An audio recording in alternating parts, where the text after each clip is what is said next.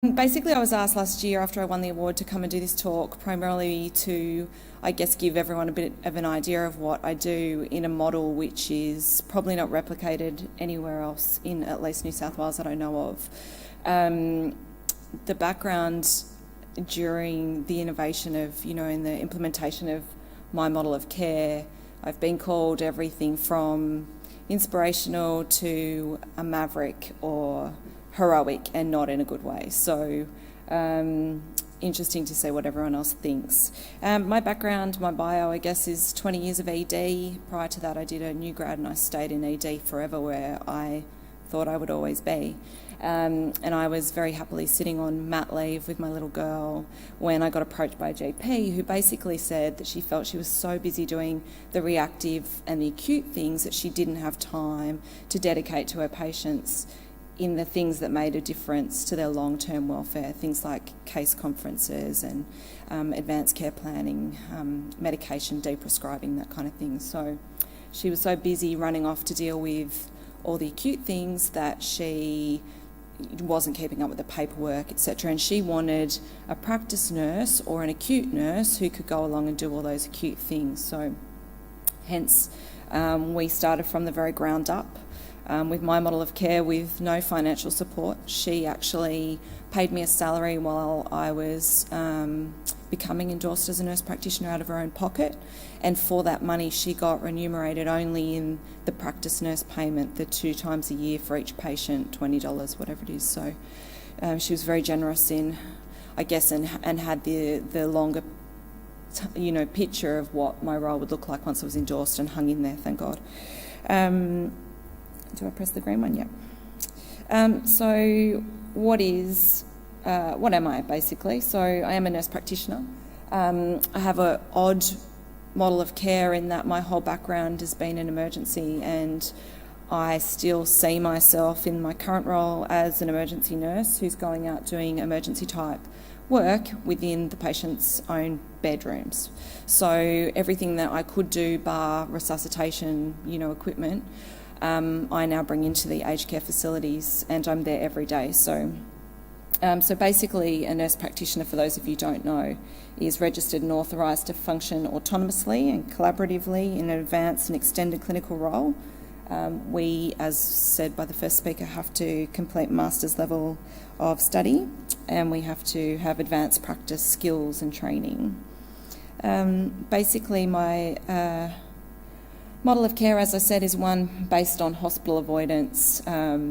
We go along, so we work, it's difficult to explain, but my GP and I are part of a partnership. I've been made partner in her practice, and on top of that I also have collaborative agreements with 5 other GPs who also attend our facility. So we have probably 80 to 90% of the patients in the facilities that we visit, and the other GPs who come also have me as their nurse practitioner as well. So my day looks like, basically I accept referrals from either the nurses, from the patients, from their families. I get phone calls, emails, faxes, and I basically do a triage of those things that have gone on. They're usually acute in nature, and I go along and assess and manage a patient through their entire journey of care, meaning that I approach them, I get to know these people because I'm at their breakfast tables most mornings. I recognise them from across the room when there's something wrong. And basically I do a full and thorough comprehensive assessment, and I make a diagnosis, I order diagnostics, I can prescribe medications, and so I am the one-stop shop when it comes to that entire journey, that holistic journey of care for the patient. So luckily for us, each nurse practitioner has their own individual scope of practice, which is an evolving document, changes through time as you develop new skills and interests. That scope of practice can change, so I'm not locked into any one position description, I guess. And luckily for us, in 2010, nurse practitioners won the right to use MBS and PBS, so that makes a difference. So why is my model bonkers? So basically I'm self-employed. I'm partner in this practice, which doesn't have a practice location. We basically are a mobile practice and we go out to each of our 5 facilities as the need arises. I get paid through Medicare in the exact same way as a GP does, and I receive no remuneration from the GPs that I have collaborative arrangements with. So it's a bit strange, I guess. So currently we've got 5 facilities, and I actually have 6 collaborative agreements with other GPs, and currently have 370 patients. That changed after I did this slide last Friday. So basically, nurse practitioners were brought in historically. They've been around for quite a few decades in other countries, but historically, nurse practitioners were brought in to fill that service gap delivery with the ageing GP population and in rural settings where there just wasn't enough GPs to go around.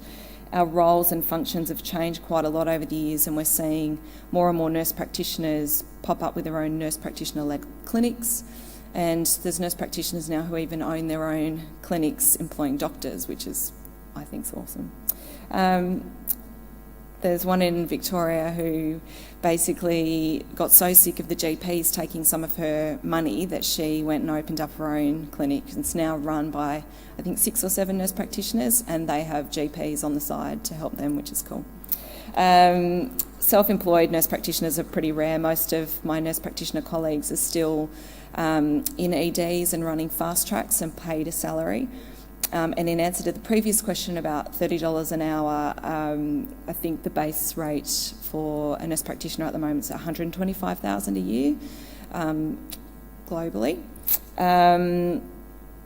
Primary practice nurse practitioners, there's not many of us around, and there's even fewer of us in aged care. But my theory is that as we become more and more passionate about hospital avoidance, that my role, you could put one of me in every nursing home and it would cut the number of hospital presentations down significantly, which is why we're doing this study. So the study is basically looking at, what impact do I have, and can we then take those statistics and that analysis and throw it at the government and say, we need more of me, we need more of what I'm doing. That's tricky to do in the fact that this is brand new and I am a nurse, I'm not a business person, and I have never done a business report before, and so the inception and the introduction of this role has been a challenge for me, and so it's in its infancy, so we'll see where we go for the future. Anyway, I'm babbling now. So in the research, there's been a lot done to compare the role of the nurse practitioner with a GP and looking at, can we have a similar outcome? And what we know from research is that nurse practitioners have very similar responsibility, very similar productivity, if not more, and we have very stringent and similar administrative regulation. The BMJ in 2014 did a systematic review that found that nurse practitioners can indeed provide equivalent care to doctors, but when they looked at the details, patients were more satisfied with nurse practitioner points of contact. We had no difference in our health outcome status, certainly no increased adverse outcomes. We generally provide longer consultations because we can, and we don't actually do any more prescriptions than GPs. We do, however, do more investigations. And it's always been touted as that being a negative thing. Nurse practitioners order more tests. It's never been really investigated as to whether we're doing more appropriate tests and whether there's a reason for those tests to be done in the first place. So, interesting to see. International evidence consistently demonstrates that care by nurse practitioners result in process and outcomes that are either equivalent to or better than those achieved by doctors, which I think is really important for patients to realise that they're not getting lesser value or lesser knowledge or, in a lot of cases, lesser time. They're getting equivalent, if not better.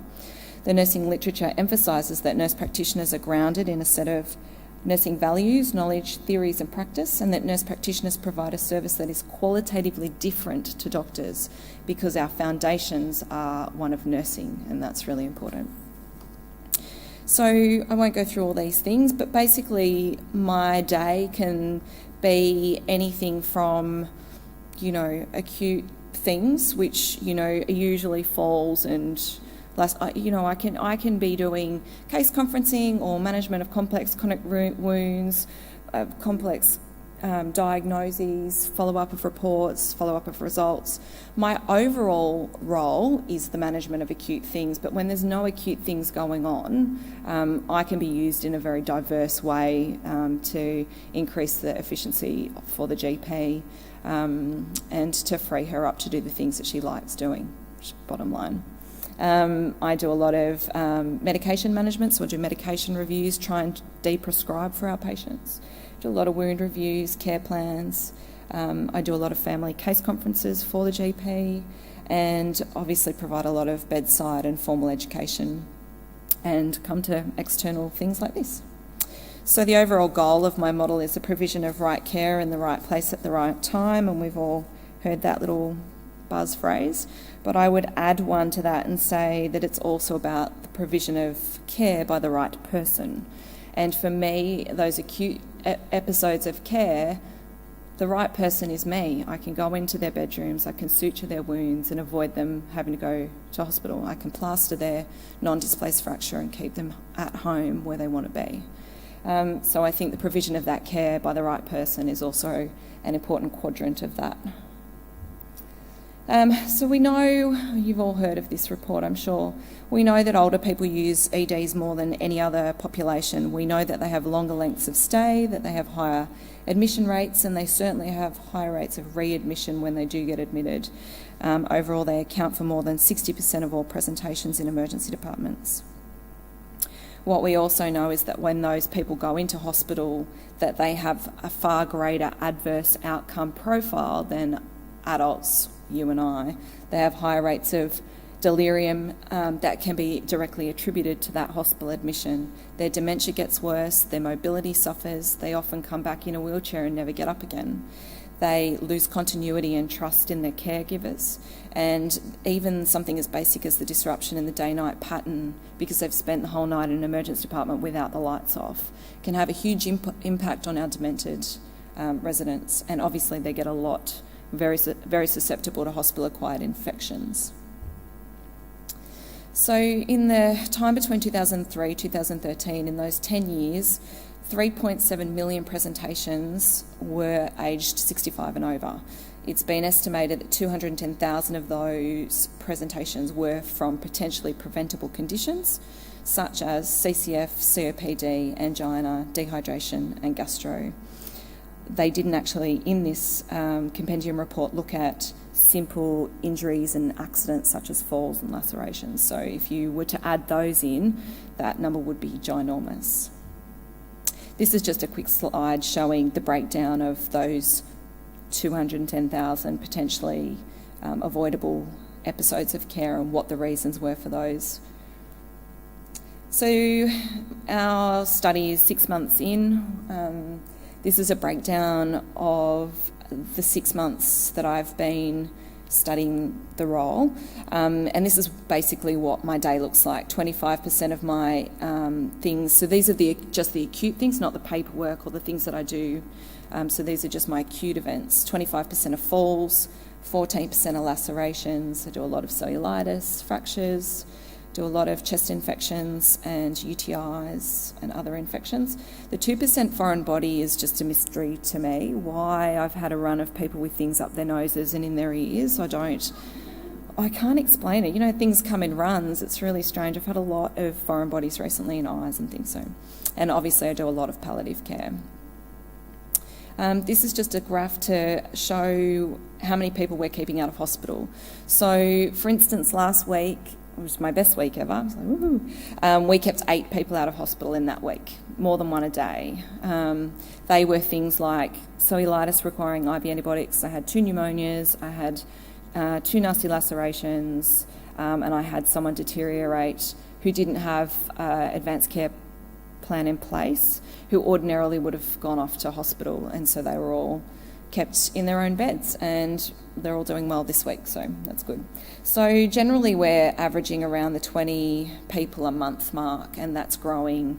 As my patient population grows, that number grows as well. So just some of the things I love about what we've done so far. I keep saying I've done so far.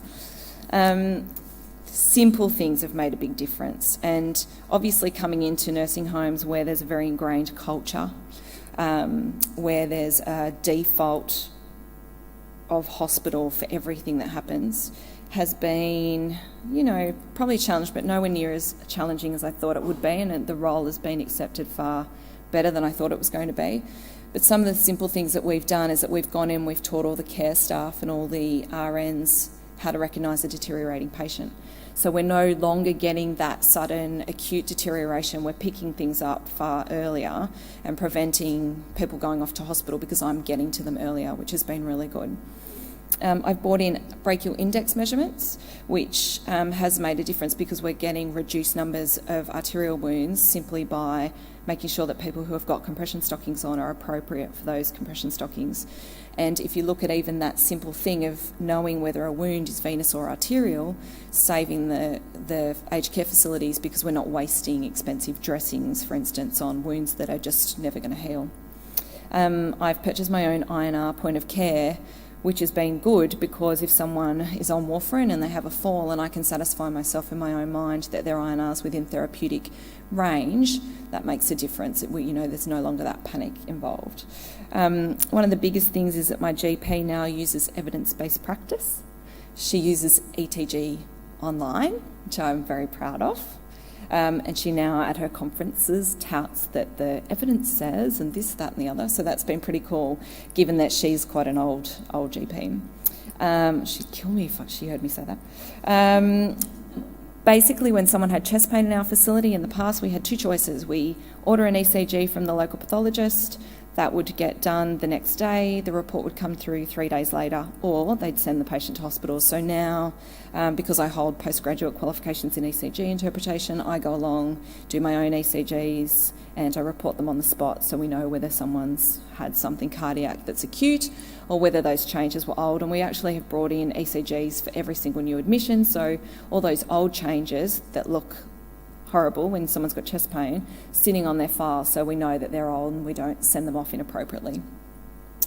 We've done a lot of education of staff and upskilling and allowing the RNs, the nursing homes, to value their knowledge has been a really good sidearm that I didn't consider, that they're now a lot more passionate about their role and they see themselves as far more acute in their skills, and their assessment skills have changed quite a lot too because they see what I do and they learn from what I do, and even their documentation, because they have a different, GPs in nursing homes, one line if they're lucky, so seeing contemporaneous and comprehensive documentation even has had an impact on the nurses, which is good.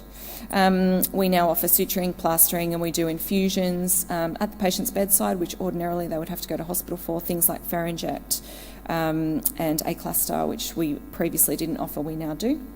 And I'm in the process of looking into doing fem-iliaca blocks and intranasal fentanyl for our NOFs, who can sometimes wait 4 or 5 hours for an ambulance.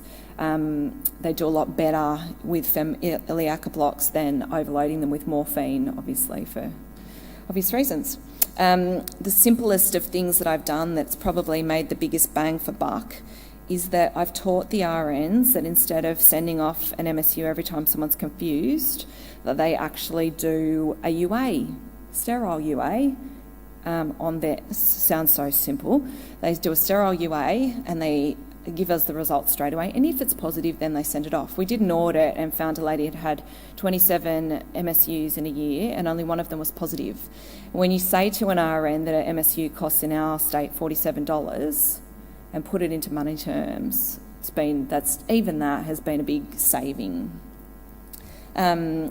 One of my best achievements and proudest moments was winning the APNA award last year. And any of you that were here last year, it was Bollywood. So that thing in the middle of my forehead is not a fly, it's a bindi. I didn't dress up. See, this is why I dressed up so dramatically last night, because I didn't make an effort the year before. I went double last night. So if you look at our preliminary results, 98% of my patients are satisfied with their episode of care. 92% of patients are seen within 24 hours of the request, and there's 82% that are seen within 12 hours. So if you compare that to a typical nursing home patient with a typical GP, some of them are waiting a week to see a doctor. So that's been really good.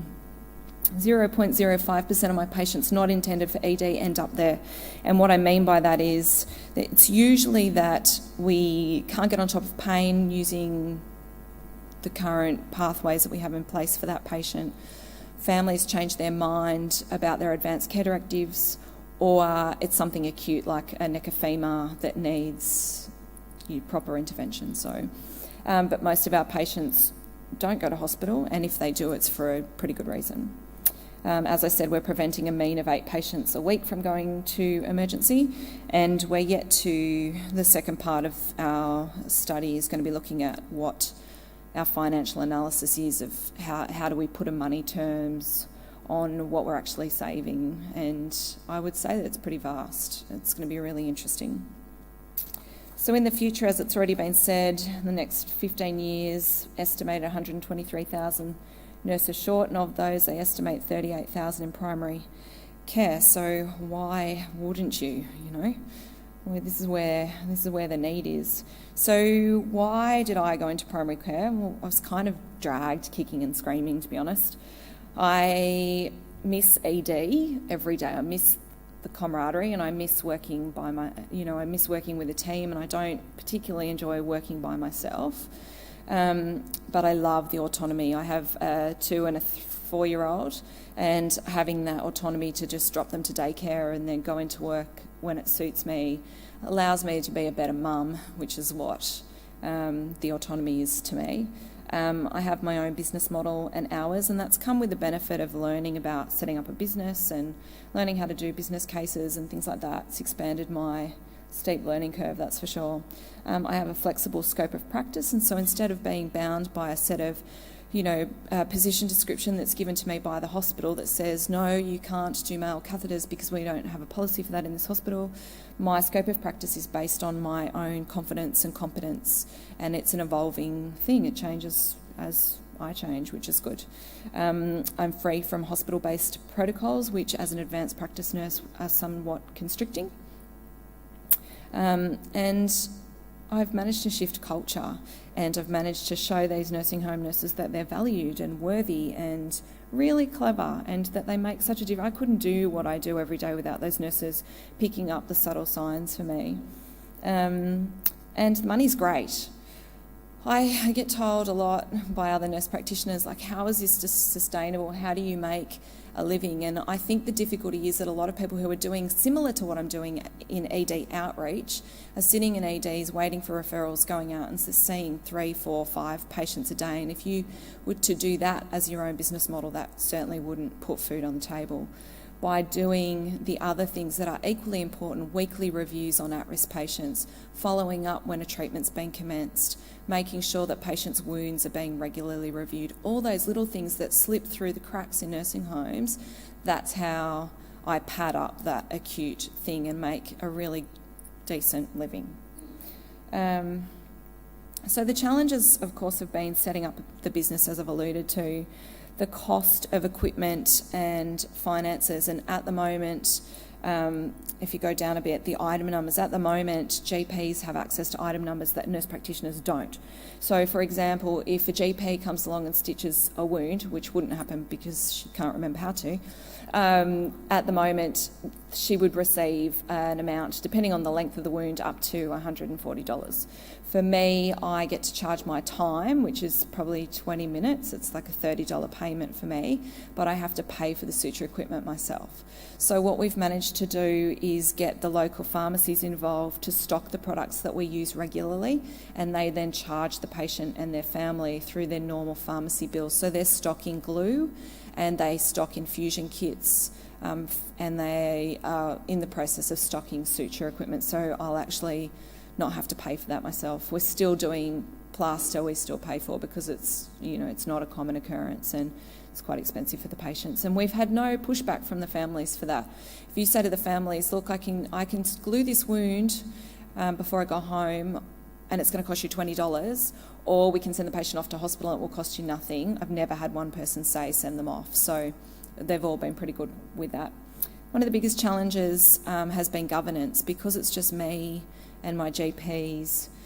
Getting nurse practitioner governance and creating for myself a team that keeps me in check and keeps me healthy and sane, and a place for me to reflect and a place for me to debrief and discuss complex cases has been probably the biggest challenge. Going into a business where there's no infrastructure, no organisational support and no funding has been really difficult, and I'm very lucky to have the GPs that I've got and the support on board. Thank you very much.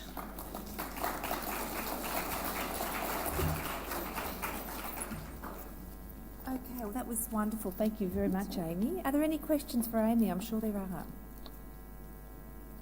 Nope, spoke too soon. Oh yeah, there's one down here. The microphone's coming to you.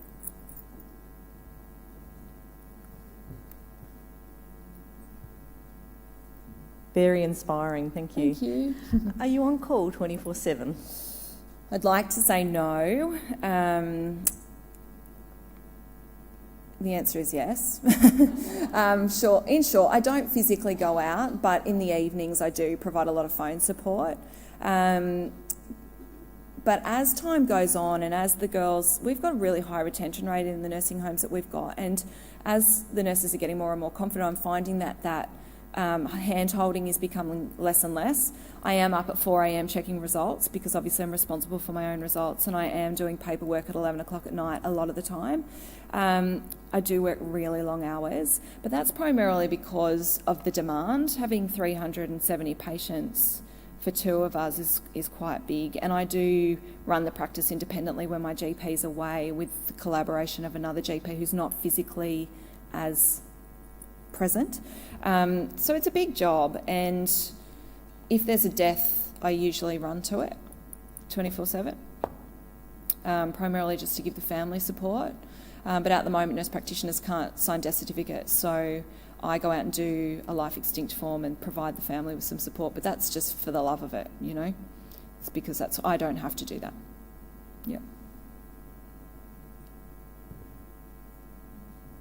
Are there any other questions from anyone else? Oh, yes, one up here and down the back. Oh, so I'm in Sydney on the Northern Beaches, New South Wales. Yeah. Well, we're metro. We know the hospitals that were in our area are trauma bypasses, smaller hospitals, and obviously having an affiliation with the hospital closest to the nursing homes has been a pivotal point, because I'm very lucky. I actually am really good friends with the medical director, and we share wine and play dates once a week as part of my clinical governance. They don't need to know that I drink wine at the same time. And so having that connection, collegiality and collaboration with the ED has been absolutely vital, yeah. There was one person down the back.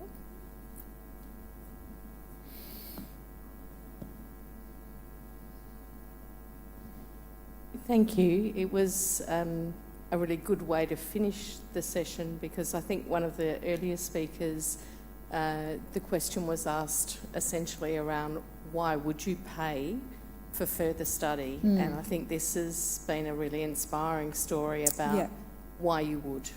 Not for everybody, but good to have the perspective. No, and the role and the journey to nurse practitioner is not an easy one. It took me 5 years from my master's to get endorsed. I had 2 babies in that process as well, but being our local area, and I didn't preface the talk with the fact that I did my master's while I was in an emergency department that had brand new fast tracks set up by nurse practitioners. I was 2/3 through my master's when they pulled the funding, and so I walked out of my master's knowing that I would never get endorsed, because our area doesn't support the role. And so the funding's just not there, and for some reason the execs don't believe it's a viable option. And even when the medical director said, well, if you guys don't have the money, I'll find it, because we love fast track and it is improving our KPIs out of the water, they still said no.